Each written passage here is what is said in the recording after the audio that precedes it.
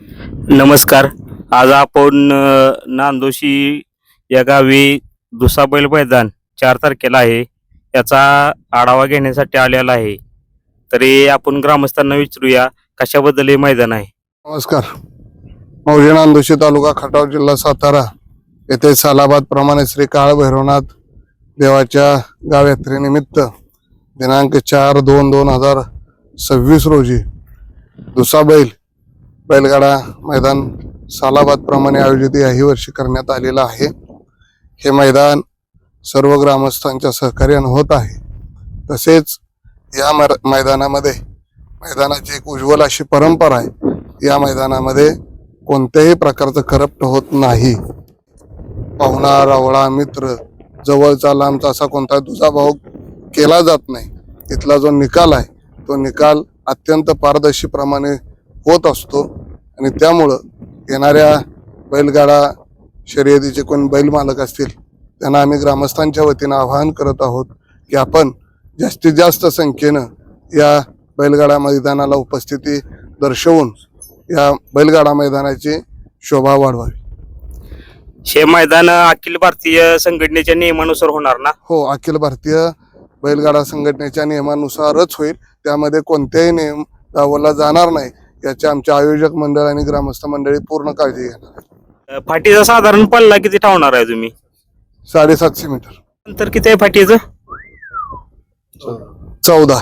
बैलगाडी मालकांना काय आवाहन कराल तुम्ही? बैलगाडी मालकांना आम्ही असं आवाहन करू की आपण खरं तर हे मैदानाची परंपरा मी मागाशी म्हटल्याप्रमाणे अत्यंत उज्ज्वल आहे. आपल्या या ठिकाणी दरवर्षीच बैलगाड्यांचे मालक किंवा बैलगाड्या चांगल्या पद्धतीने येत असतात. आजपर्यंत कोणतीही तक्रार झाली नाही.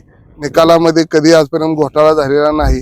याही वर्षी आम्ही आयोजक आणि ग्रामस्थांच्या वतीनं बैलगाडा मालकांना आवाहन करू की आपण जास्तीत जास्त संख्येनं इथं हजर राहावं आणि या कार्यक्रमाची शोभा वाढवावी.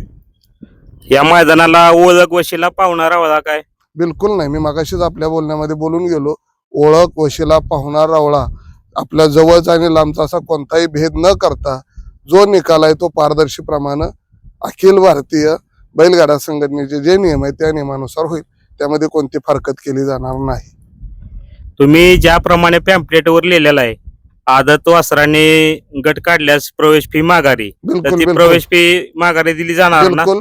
आदत वासरानं जर गट पास केला तर त्याचे जे पॅम्पलेटवर जाहीर केलेलं आहे छापलेलं आहे त्याचप्रमाणे या आखाड्यातल्या या बैलगाडा मैदानाचे सगळे नियम लागू होतील. त्यात कोणती शंका बैलगाडा मालकांनी घेण्याचं कारण नाही.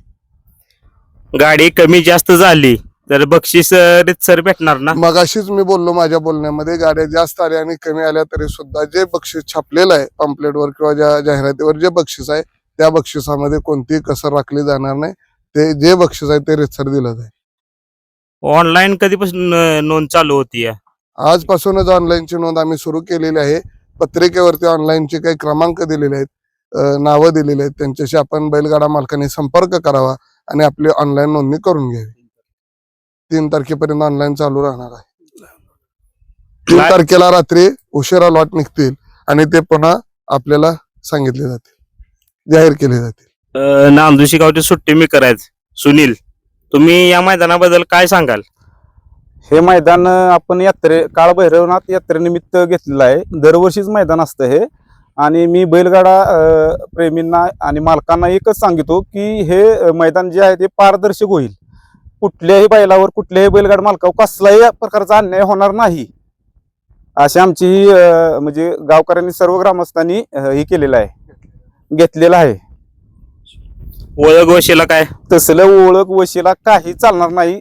दरवर्षी जसं मैदान होतं तसं पारदर्शक मैदान होईल. ऑनलाईन नोंदणीबद्दल गाडी मालकांना काय सांगाल?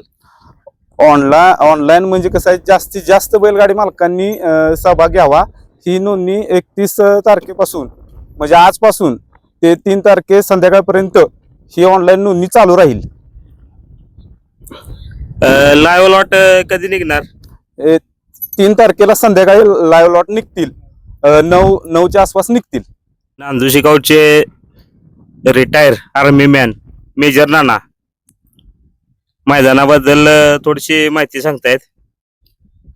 हे मैदान हे आपलं काळ भैरवनाथ यात्रेनिमित्त सालाबादप्रमाणे जसं आयोजित केलं जातं तसं याही वर्षी आयोजित केलेलं आहे. आणि या मैदानात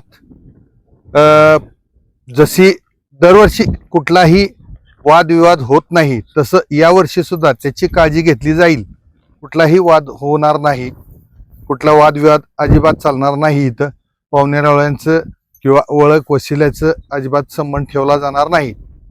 आणि जे जसं बक्षीस पॉम्पलेटमध्ये छापलेलं आहे त्याप्रमाणे बक्षीस दिलं जाईल.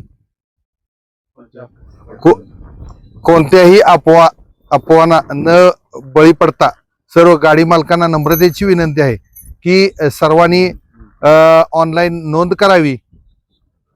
31 तारखेपासून म्हणजे आजपासूनच 3 तारखेला संध्याकाळी साधारण 8 वाजेपर्यंत ह्या नोंदणी चालू आहेत. त्या पॉम्पलेटमध्ये जी नावं दिलेत, क्रमांक, मोबाईल नंबर दिलेत, त्या मोबाईल नंबर आणि त्या नावावरती ऑनलाईन नोंद करावी. आणि साधारण 9 वाजता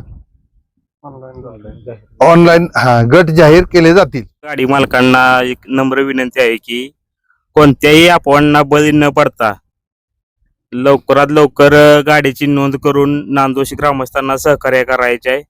नोंद ही आजपासून चालू झालेली आहे आणि 3 तारखेला संध्याकाळी 8 वाजता नोंद बंद होणार आहे. आणि आपल्या चॅनलवरती महाराष्ट्राची परंपरा आणि संस्कृती या चॅनलवरती लाईव्ह लॉट निघणार आहेत.